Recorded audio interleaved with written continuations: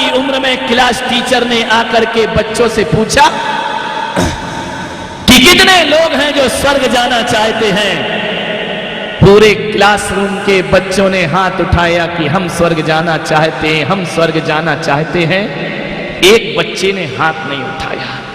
Teacher ने पूछा कि नरेंद्र, क्या तुम स्वर्ग जाना नहीं चाहते हो?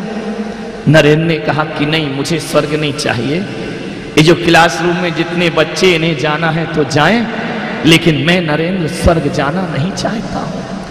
तो बोले फिर क्या तुम नरक जाना चाहते हो? बोले नहीं, मैं नरक भी जाना नहीं चाहता हूं। तो फिर क्या करना चाहते हो?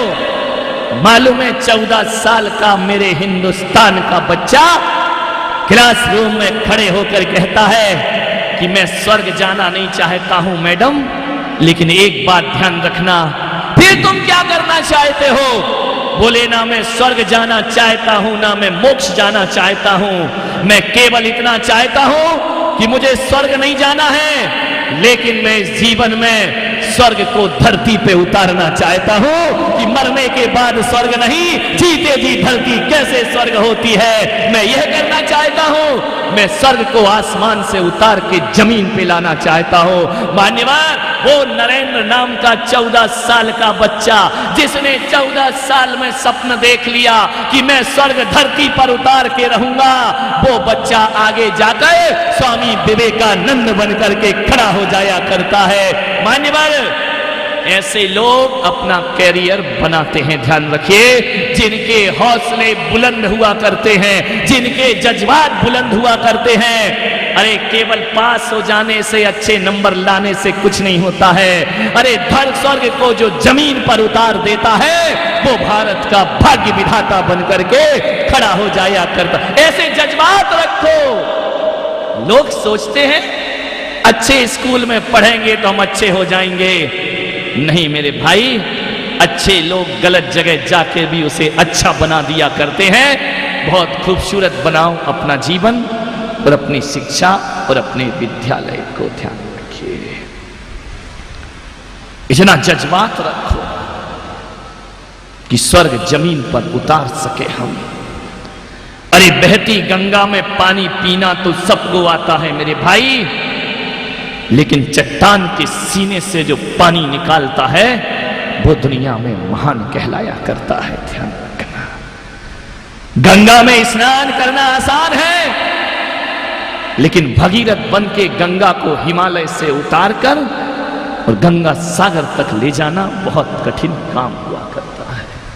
जीवन में कुछ महान बनना है, कुछ चुनौतीपूर्ण कार्य किया करो। जीवन एक चुनौती है। अरे खाए पिए बड़े हो गए, ये काम तो जानवर भी कर लिया करता है। हम तो इंसान हैं और हमें दुनिया में कुछ अलग करके जाना है। मान्यवर, अपने अंदर वो जज्बात और जोश पैदा करो। एक बात ध्यान रखना, जीवन को लायक बनाने में 100 साल की जिंदगी भी कम पड़ जाती है। ये मत सोचो कि जीवन बहुत लंबा है। जीवन को महान और लायक बनाने में 100 साल भी कम पड़ जाते हैं, और जीवन को नालायक बनाने के लिए 1 मिनट भी बहुत ज्यादा हुआ करता है। 1 मिनट में हमारा जीवन बदल जाता है। जिंदगी पानी और आदमी का मन, पानी हमेशा नीचाई की ओर बहता है और आदमी का मन हमेशा नीचाई की ओर जाता है। अरे गंगा की धार में बहे तो क्या बहे, गंगा की धार के विपरीत बहकर बताओ तो समझना कि तुमने मानव जन्म लेकर कोई सार्थक काम। वही लोग महान हुए हैं जिन्होंने जीवन में कुछ हटके करने का प्रयास किया है। एक निवेदन है, 1000 लीटर दूध रखा हो और उसमें 1 बूंद नींबू की डाल दी जाए तो क्या होता है? बोलिए, इतना तो मालूम होगा ना। 1000 लीटर दूध में 1 बूंद नींबू की जाए तो वो 1 बूंद पूरे दूध को फाड़ के रख दिया करती है। और आपकी जिंदगी में एक भी अवगुण आ जाए तो पूरी जिंदगी को बर्बाद करके रख दिया करते हैं। एक भी अवगुण आपके जीवन में नहीं आना चाहिए। ये प्रयास करिए, एक भी बुराई आपके जीवन में नहीं आना चाहिए। आपने स्लेट पट्टी पर आजकल तो बच्चे नहीं लिखते हैं, मेरे समय लिखे जाते थे। छोटे बच्चे स्लेट पट्टी पर यदि 1000 अक्षर लिखे हैं और एक बूंद पानी डालकर यदि हाथ फेर दिया तो क्या होगा बोलिए? सारे अक्षर मिट जाएंगे ना। कितनी भी अच्छी जिंदगी बना लो, एक भी अवगुण जिंदगी में आ गया तो सारी सच्चाई में पानी फिरने में ज्यादा देर नहीं लगा करता है। ये प्रयास करो कि कोई भी बुराई हमारे अंदर नहीं आना चाहिए। यदि जीवन को महान और ऊंचाइयों तक पहुंचाना है, एक भी बुराई हमारे जी। एक मुल्ला नसरुद्दीन था, उसकी शादी नहीं होती। एक दिन लड़की वाले उसे देखने आए और जैसे ही देखने आए तो लड़की के पिता ने कहा कि मुल्ला ये तो बताओ जरा, कभी तुमने शराब पी है? अरे बोले शराब? मैंने जिंदगी में शराब में हाथ नहीं लगाया। अरे मैं तो शराब के नाम तक नहीं जानता। क्या रम होती है, क्या बिस्की होती है, क्या ठर्रा होती है, क्या देसी होती है, मैं नाम भी नहीं जानता हूं। लड़की के पिता ने कहा यार पूरे नाम बता रहा और तेरा नाम नहीं जानता हूं। अच्छा ये बात बताओ मुल्ला, तुम शराब नहीं पीते हो, एक बात और बताइए, मुझे अपनी लड़की तुम्हें देना है। एक बात बताओ, कभी तुमने जुआ खेला है? अरे बोले जुआ? मैं तो ताश के पत्तों के नाम भी नहीं जानता कि हुकुम की बेगम क्या होती है और चिड़ी की इक्का क्या होता है। मैं तो जानता नहीं कि ईट का बादशाह क्या होता है। मैं तो ये नहीं जानता कि लाल पान का गुलाम कौन होता है। मैं एक भी पत्ते को नहीं जानता हूं। मैंने हाथ में कभी ताश नहीं छुई है। बोले यार मुल्ला तुम में बड़े गुण ही गुण हैं, शराब पीते नहीं हो, जुआ खेलते नहीं हो। एक बात बताओ मुल्ला, कभी तुमने चोरी की है? अरे बोले चोरी? आज तक नहीं की मैंने। मुझे नहीं मालूम कौन से ब्लेड से कैसे जेब काटा जाता है, कैसे चैन खींची जाती है, आज तक मैंने नहीं की चोरी। अरे बोले वाह मुल्ला, इसका मतलब कि तुम में अच्छाई ही अच्छाई है, एक भी बुराई तुम्हारे अंदर नहीं है। तुम शराब नहीं पीते, तुम जुआ नहीं खेलते, तुम चोरी नहीं करते। ऐसा तो मैंने आदमी नहीं देखा कि एक भी अवगुण उसके अंदर ना हो। मुल्ला ने सिर झुकाया, बोले वैसे तो मैं कोई गलत काम नहीं करता हूं, लेकिन एक बुराई मेरे अंदर है। बोले कौन सी बुराई तुम्हारे अंदर है? बोले बस ज्यादा नहीं है, बस एक बुराई मेरे अंदर है। बोले कौन सी बुराई तुम्हारे अंदर है? बोले मैं झूठ बोलता हूं। कुछ लोग समझ गए होंगे, कुछ को घर जाके समझ में आएगा। मैं झूठ बोलता, एक बुराई मेरे अंदर है। अब झूठ बोलता है, सोचिए आप, जो बच्चा झूठ बोलता है इसका मतलब वो चोरी भी करता है, इसका मतलब वह डाका भी डालता है, इसका मतलब वह शराब भी पीता है और वह जुआ भी। एक बुराई आ जाए जीवन में, सारा जीवन बर्बाद हो जाता है। मन कुछ शिक्षाएं मैं तुम्हें दे रहा हूं जो जीवन में बड़ी काम आई। मैं स्कूल में पढ़ता था, आपको मालूम हो कि जिस स्कूल में मैं पढ़ा हूं,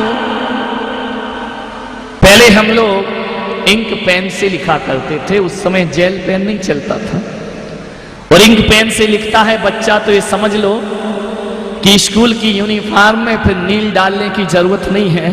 जैसे ही पॉकेट में रखता है शर्ट पूरी अपने आप नीली हो जाती है। वह इंक पेन था, लीक करता था। मेरी क्लास में सबसे कचरा राइटिंग थी। ऐसी राइटिंग थी कि मैं लिखूं और मैं ही नहीं पढ़ पाऊं। बाजू वाले से पूछता था, बता भैया मैंने क्या लिखा है। इतनी खराब राइटिंग, इतनी खराब राइटिंग। मेरे क्लास टीचर थे श्री डी भारत, ईसाई थे लेकिन बड़े अनुभवी थे, मुझे इंग्लिश पढ़ाते थे। उन्होंने कहा कि कल सबकी नोटबुक चेक की जाएगी। मैं रोज तो लिखता नहीं था, यहां वहां से दोस्तों से मांगी नोटबुक, कॉपी की, रात भर लिखा, सुबह चेक कराना है, नहीं कराऊंगा तो रूल पड़ेंगे, डंडे पड़ेंगे। दूसरे दिन मैंने अपनी कॉपी चेक कराने को दी। जैसे ही मेज पर ले जाके कॉपी रखी, टीचर ने देखा और कॉपी ली और बड़े जोर से फेंक दी। बोले मैं ऐसी गंदी कॉपी चेक नहीं करता हूं और मैं इसमें क्या चेक करूं, ना इसमें अक्षर समझ में आते हैं कि तुमने लिखा क्या है। और ऐसे लिखता था और नीचे पहुंच जाता था सोचिए, विचार करिए, मध्य प्रदेश से लिखना शुरू हुआ और लंका पे लाइन समाप्त होती थी, टेढ़े मेढ़े अक्षर आते थे। उन्होंने कहा ऐसी कॉपी कोई चेक नहीं कर सकता है। और उस दिन ये दुर्घटना और घट गई कि लिखते समय पेन लीक किया और कॉपी में एक धब्बा पड़ गया। टीचर ने ली और कॉपी फेंक दी। मैं कभी गंदी कॉपी चेक नहीं करता हूं। मुझे इतनी बेइज्जती हुई उस क्लास में। और दुर्भाग्य तो ये था मेरे साथ कि मैं जिस स्कूल में पढ़ता था उसमें लड़के और लड़की साथ साथ पढ़ा करते थे। अब सोचिए, कॉपी फेंके और लड़कियां जोर से हंस दें, उस समय तो इतनी बेइज्जती होती है। अरे सिर्फ चेहरा लाल हो गया शर्म से। कॉपी फेंकी, बोले मैं ऐसे गधे बच्चों की कॉपी चेक नहीं करता हूं। मेरी आंख में आंसू आए। छोटा सा था, 8वीं क्लास में।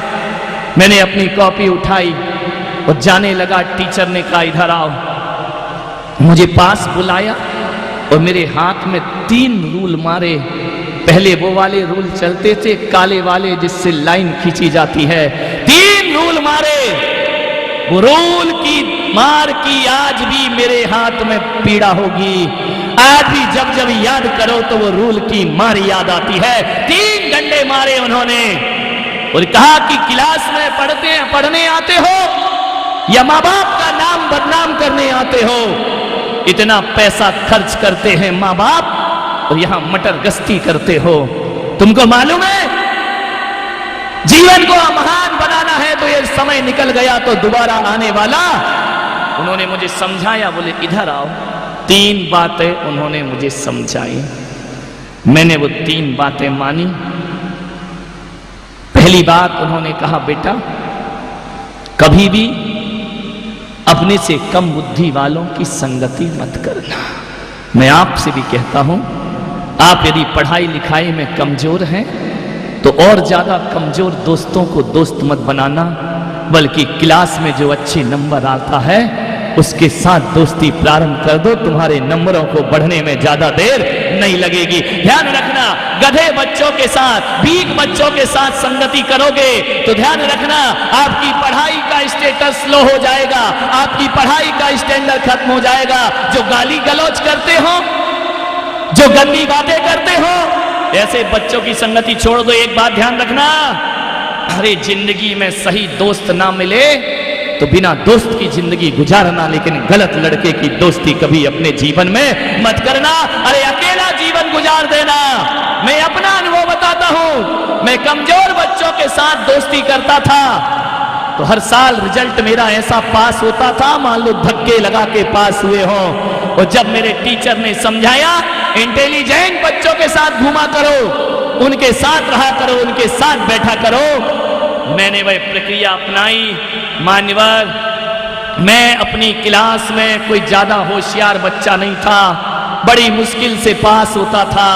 लेकिन 3 साल जब मैंने होशियार बच्चों की संगति की तो केवल पासिंग मार्क लाने वाला मैं बच्चा एक दिन इतना बढ़ा कि 70% मार्क उस क्लास में लाना हमने शुरू कर दिए।